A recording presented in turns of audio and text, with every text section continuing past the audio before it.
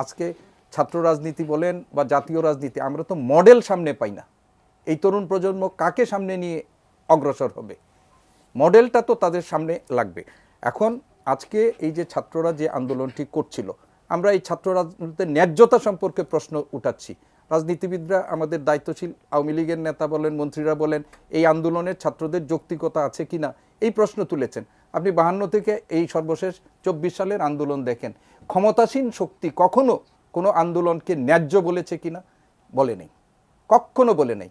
যে এটাকে দমন করার জন্য তারা এই নিজেদের সংগঠনের বাইরেও, আমরা তো একটা আন্দোলন প্রশমনের জন্য ক্ষমতাসীনরা সবসময় দুটো পথে যায়।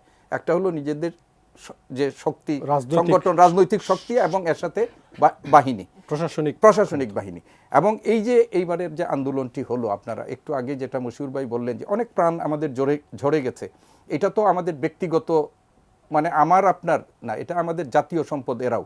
আর যে পরিবারগুলো গেছে তারাই এটার ক্ষয়ক্ষতিটা উপলব্ধি করবে। আর যে সম্পদের হানি হয়েছে, এই সম্পদ তো আমাদের সকলের। আপনি দেখেন আমাদের এই সম্পদ যেটা আমি প্রথমে শব্দটা ব্যবহার করলাম, যেটা আমার জনসম্পত্তি। এই সম্পত্তিতে আমাদের মাননীয় প্রধানমন্ত্রী যেরকম হিস্সা আছে, একজন প্রান্তিক চাষি, আমি আপনার সবারই হিস্সা আছে।